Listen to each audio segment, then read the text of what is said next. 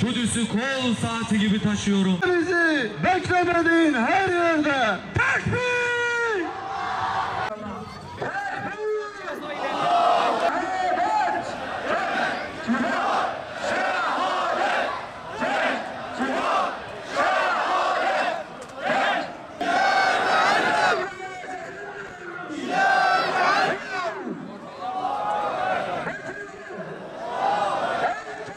Yetiştirecek, Selahaddinler yetiştirecek, Şeyh Ahmet Yasinler yetiştirecek. Tekbir! Tekbir!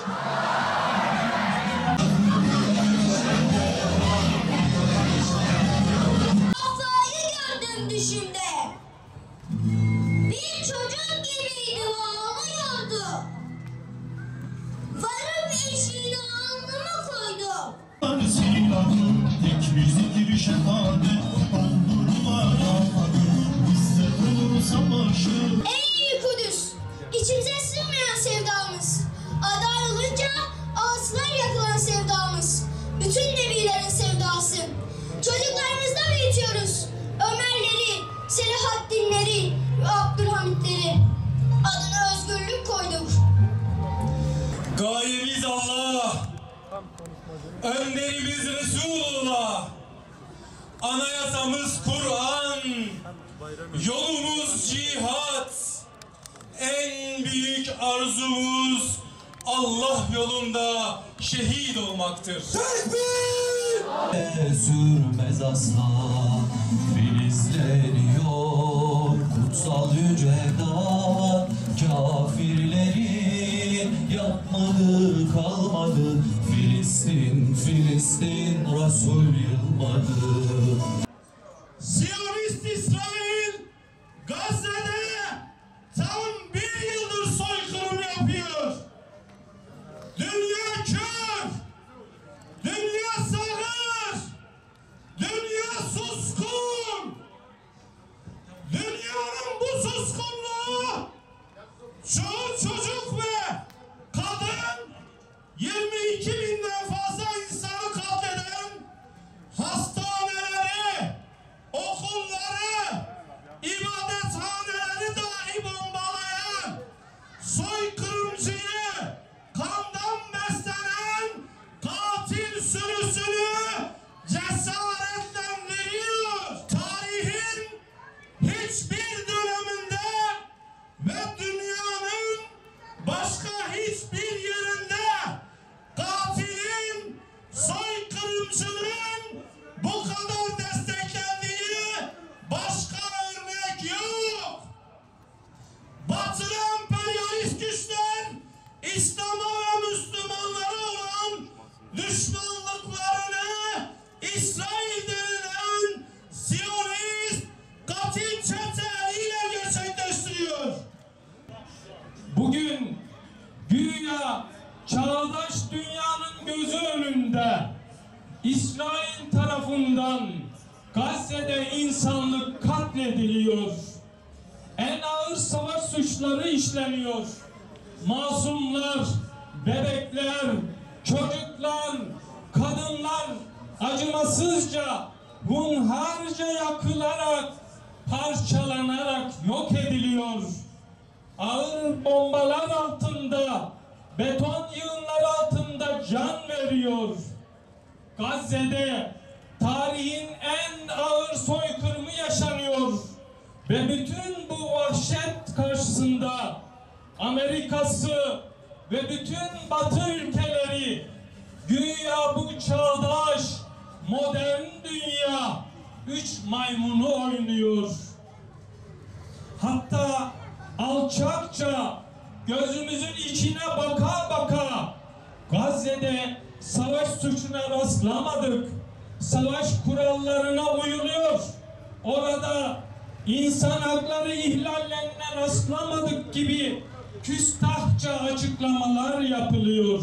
Şunu bir kere daha gördük ki Batı'nın demokrasisinin insan hakları, çocuk hakları, kadın hakları gibi söylemlerinin, Birleşmiş Milletler gibi örgütlerinin insan üzerine edebiyatını yaptığı ne kadar değer varsa, insana dair ne kadar söylemi varsa, bunların koca bir yalan olduğuna, bunların sadece kendileri için Siyonizme, Batı emperyalizmine hizmet etmek için kurgulanmış olduğuna şahit olduk maalesef.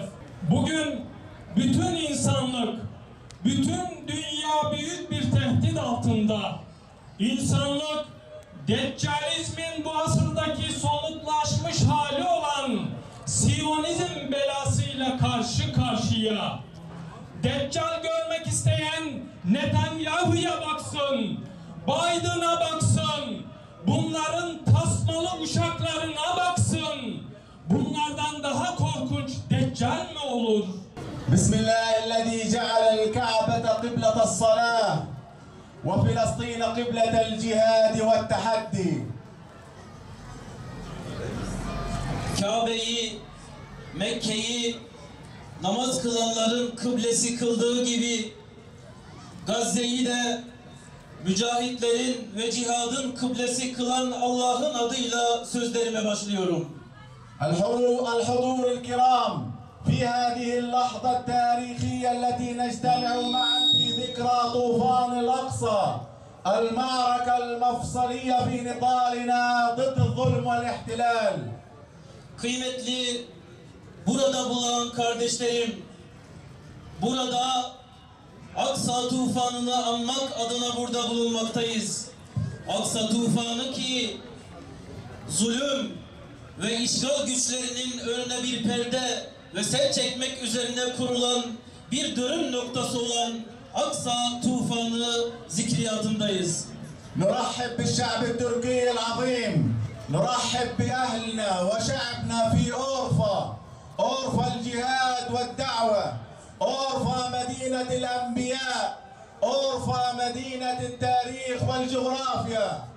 Türkiye halkını, Urfa ehlini, peygamberler diyarı ehlini, herkesi buradan selamlıyorum. ووصلنا قبل قليل خبر عاجل بقيام بطل من أبطال شعبنا بتنفيذ عملية طعن في بئر السبع في عمق الكيان الإسرائيلي ومقتل 2 من الصهاينة.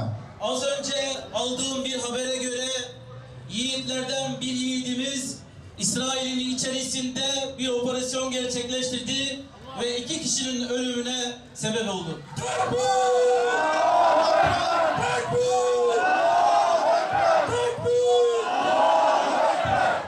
وأبشركم أنكم على موعد قريب وقريب جدا مع كلمة للناطق باسم كتاب الشهيد عز الدين القسام أبو عبيدة. Ve sizlere bir müjde de vereyim.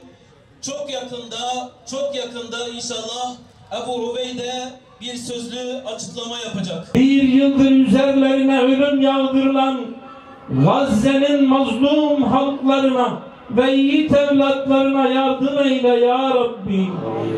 Elektrikleri kesilen, suları kesilen, yakıtları kesilen, Kuveyt'teki bebeklerinin yaşamasına dahi müsaade edilmeyen hastaneleri, camileri, evleri, binaları, şehirleri yakılan, yıkılan, harabeye çevrilen Gazze'deki kardeşlerimize yardım eyle ya Rabbi.